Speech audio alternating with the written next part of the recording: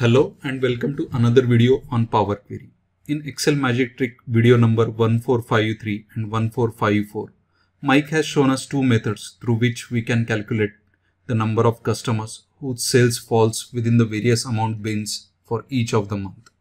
So this is the final output which he has calculated using array formulas. Over here you can see, like for January month of 2016, he has calculated the number of customers for whom the sales is below 1000 but above 0. Similarly, whose sales is above 1000 but below 2000. And accordingly for other sales as well, he has calculated the number of customers which falls within this particular bins and for this particular month. Since he has already explained us two methods of calculating this output, one is through array formulas under Excel video 1453 and under Excel video 1454 using DAX formulas in Power Pivot. In this video, I will show you various steps through which you can calculate the same output using Power Query. So let's have a look at our raw data set which he has provided. So here we have the sales data for various dates and for various customers. Then we have the list of customers with the customer ID.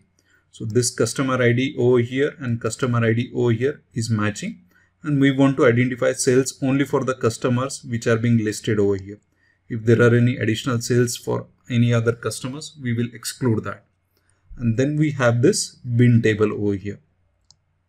Now let us upload both the tables into Power Query, which I have already done over here. You can see. So let us double click this customers, and you can see there are only two steps in customers which are being automatically applied by Power Query.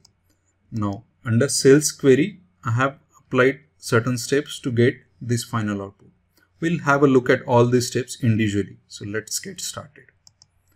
Now I will just upload this sales table one more time into Power Query by selecting any of the cells within this and then click from table.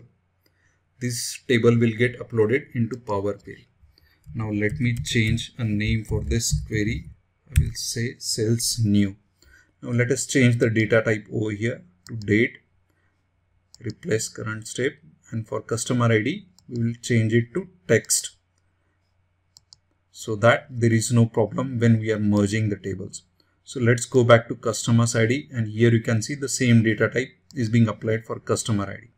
Now since we want to have a list of customers over here being matched to sales, we will go to merge queries. Then we will select from drop down customers. Now let's select customer ID over here and also over here. Now in the join kind, we will select inner join only, so that only matching rows from both the table are being considered. If there are any additional customers which are not in this list, will get excluded from the sales table. So let us select OK, and that's it. Now since we won't require this column, we'll right click and remove it. So this column got removed.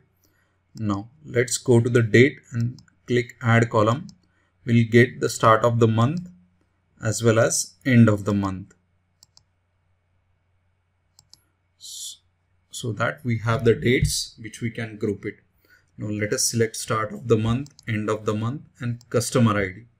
Go to transform tab and click group by. Now all the three columns which we had already selected will appear over here, and here we will give name to the column total sales. Under operations we will select sum, and under column we will select sales. So this will total the sales based on unique items under these three columns. So let us click OK, and we have this columns over here being displayed with customer ID, start of the month, end of the month, and sales. Now we'll go to the add column and select conditional column. Now over here we'll add some few more rows. That's it. So let us select total sales which is less than or equal to 1000. We need output as 0 to 1000. Then same way for total sales, we will select less than or equal to 2000. We need this to be displayed as 1001 to 2000. So I'm changing this little bit for better clarity. You can keep 1000 itself. So accordingly, you will have to do it for other bins as well. So let me quickly type this.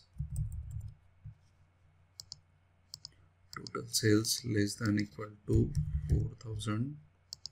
So 3,001 to 4,000. Here it will be 5,000. So 4,001 to 5,000. Then total sales less than or equal to 6,000. So 5,001 to 6,000. Then let us add one more, which will be less than or equal to 7,000 if any. So 6,001 to 7,000. And if none of this condition gets satisfied, we want over 7,000. So let us click OK, and you can see these bins are getting displayed over here. So let us change the data type to text. So that's it, what we have done.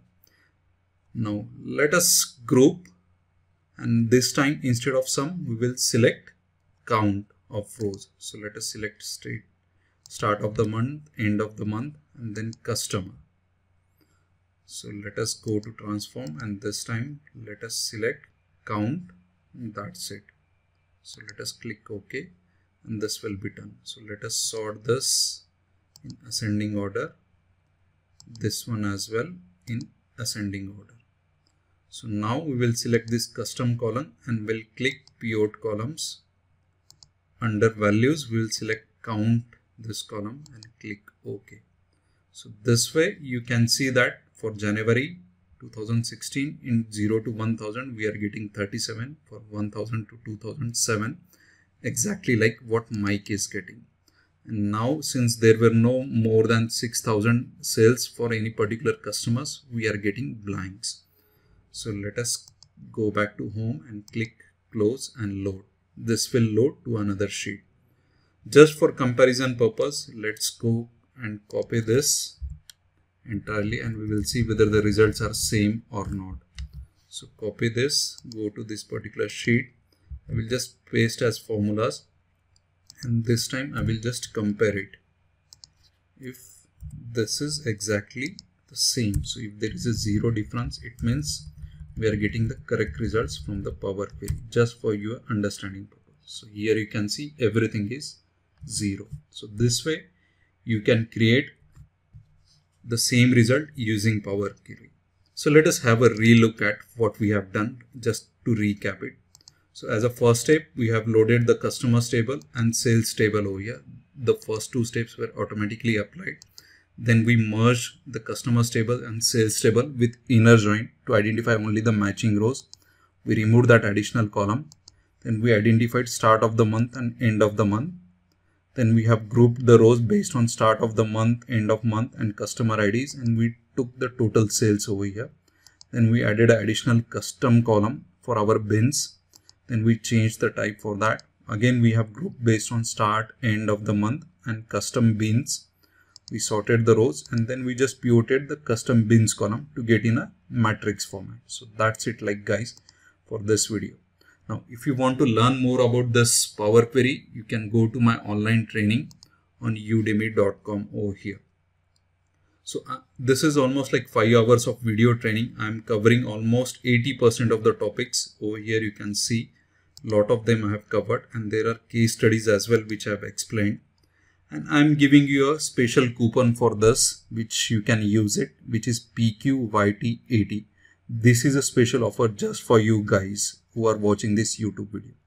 So go to udemy.com and enroll it. If you want to have a link, I have provided this in the video descriptions as well.